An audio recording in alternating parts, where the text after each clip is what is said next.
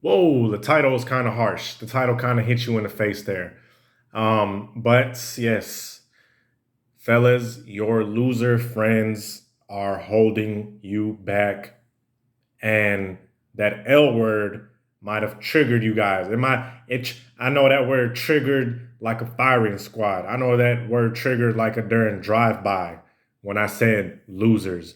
And, and I mean this in the most sincere type of way.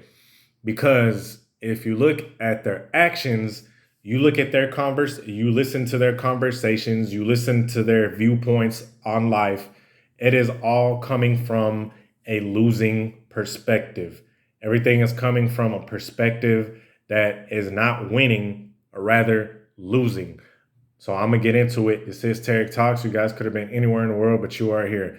Your friends, okay? Friends, how many of us have them?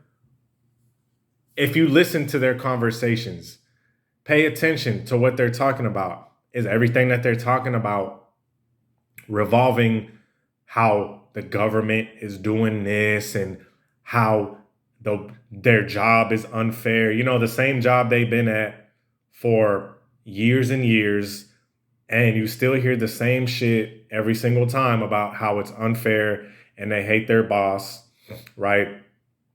How they're talking about they're always broke. You know, this is one thing, and I feel like this is one thing in my personal life that I started realizing that I need to separate myself from these types of folks. And when I did, it was the best thing I ever did. Look at their activities. Are their activities that of a winner or loser? Because I bet you this: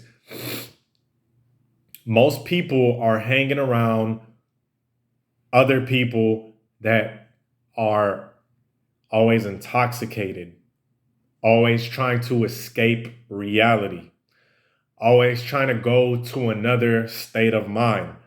And what this inherently is saying, if you're hanging out with somebody and they're always trying to be inebriated, they hate being sober, just like that Chief Keef song, they hate being sober and they want to escape reality. What does that tell you? You know, it kind of tells you that they really don't want to be sober because they don't want to face reality. And they do this in excess. Every time you hang with them, they want to get a whole bunch of drinks and they want to get hammered to do anything, right? And I get a lot of pushback when I say this because a lot of people feel like I'm being harsh and a lot of people feel like I'm criticizing these people. Once again, this is observation. It is stone cold hard observation that you just cannot, you know, BS around. You can't tiptoe around it because you're gonna be lying to yourself. And these people be lying to themselves. Always inebriated, always hanging out in groups, getting hammered, and going out and doing things that really have no benefit. And I understand the whole I want to have fun, I want to go out there and live. I totally, completely understand that. But when it's to a point where it's like you do that every single weekend or even every single day, and the conversation stays the same and everything is stagnant, you got to ask yourself, are these people really for me? Right? Are these we're here, okay? And this is something you got to tell yourself. We're here for the umpteenth time on a Friday, Saturday, Sunday night, maybe even Monday or Tuesday, who knows, getting hammered and complaining about shit. Because this is the main type of rhetoric. This is the main type of conversation that you're going to hear when you're hanging out with these type of people. It is victimhood talk. Is complaining, is whining. And we all complain and whine, right? We all complain. It's human nature to just complain about some shit sometimes. I get it. I do it. I'm not innocent. I'm not that innocent. Shout out Britney Spears. See what happened to her? You feel me? You see what happened to her? Perfect example. Them drugs and alcohol, as popular and as successful as she was hanging around with the wrong folks. More than likely, she was living very decadently, probably getting hammered and doing substances, and bam, she went nuts. Okay, so that was just a little side note, but you have to ask you have to really look at yourself and look at your friends, your group of friends. Is everything they talk about some sort of anchor? Is everything they talk about some sort of complaining and whining? And this is for both male and female, but especially for my men. Men, we're not meant to complain and whine about our situation in life. We're meant to formulate ideas. We're meant to make new plans. We're meant to be like, okay, I'm out of shape. I need to get in shape.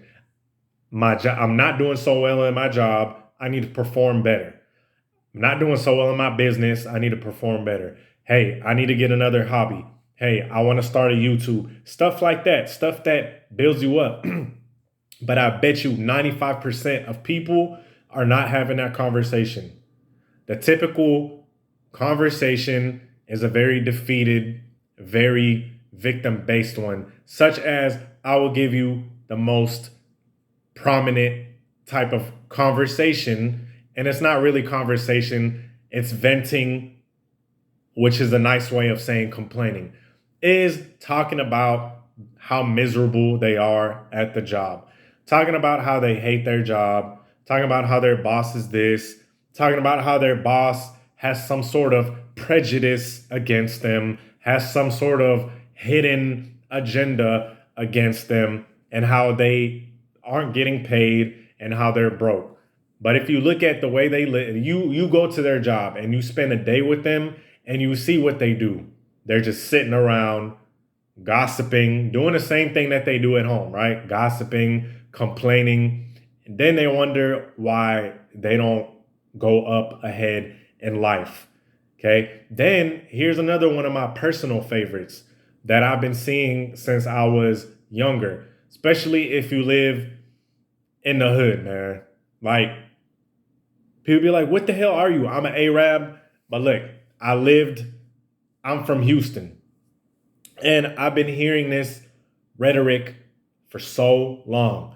Oh man, the government this and that, and they don't like me for some reason. I don't have any money and I'm broke, and the government this.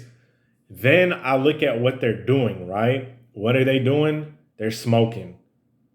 They're drinking. How much does that stuff cost? Well, let's see. I haven't drank in a minute. I ain't drinking about a year and some change, going on 2 years, almost 2 years. How much does the average bottle cost? Let's say 20 on the low end. Let's say 50 on the high end. If you're getting um, Remy or Henny or whatever the hell, I don't know, Casamigos, that shit like $50 a pop. Okay. Then you got some herb.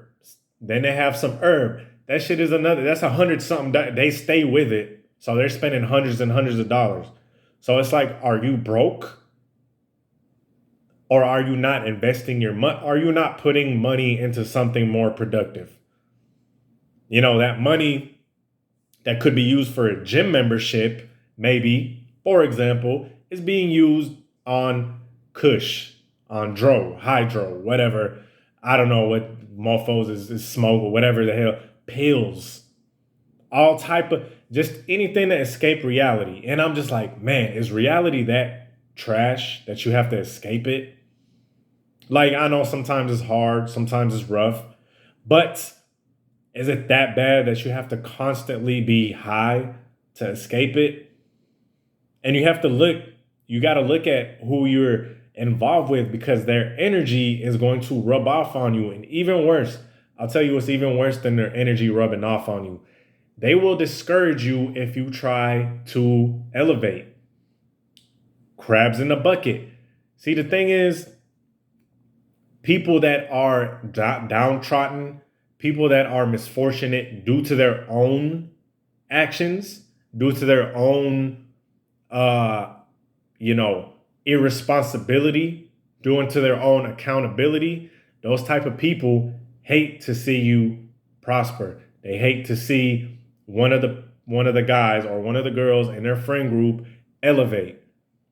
For females, they if you hang in with a group of thotties, they're gonna hate to see you in a relationship, or they're gonna hate to see you get married, because guess what? Now you're starting to do better than them. Now you're starting to elevate. You're gonna leave the nest, so to speak. You're gonna leave that little quote unquote friend group and do something better with your life. And they don't like that. They want to keep you in that circle. They want to keep you in that circle because they know if you start doing better, naturally, they're going to start feeling bad about themselves. You being there, you bettering yourself, you being in that friend group, and now all of a sudden you're skipping days of going out and drinking and wasting money. You're skipping those days to go in the gym, or you're skipping those days to work on yourself, or to work on some sort of hobby, or anything that is beneficial. They're going to start noticing. They're going to start noticing, and you're going to start hearing little slick jabs that they're going to call jokes. See, watch, when you start doing better for yourself, watch how your friends, quote unquote, friends joke about you, especially if they're the type of guys that I just mentioned. Always complaining, never owning up to their own actions. It's never their fault. And that's one of the huge things that you got to look out for, is if these people you hanging out with that are constantly complaining about how broke they are and their lot in life, one thing you got to look out for is that lack of accountability. Because these type of folks are never going to change unless they start getting some accountability, which never really happens.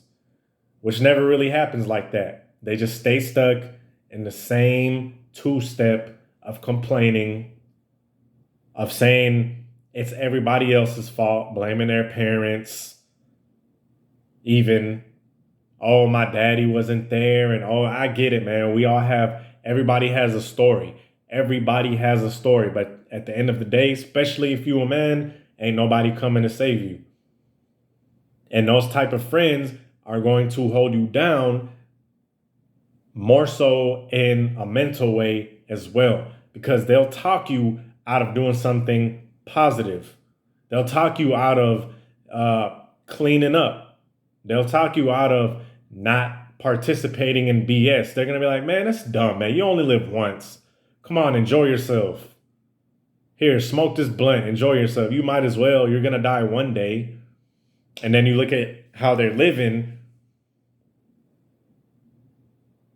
and you're just like, dang, I know my time is limited and YOLO and all that good stuff, but while my time is on this earth, I do not want it to be like that. So anyway, I hope this video helped. Peace.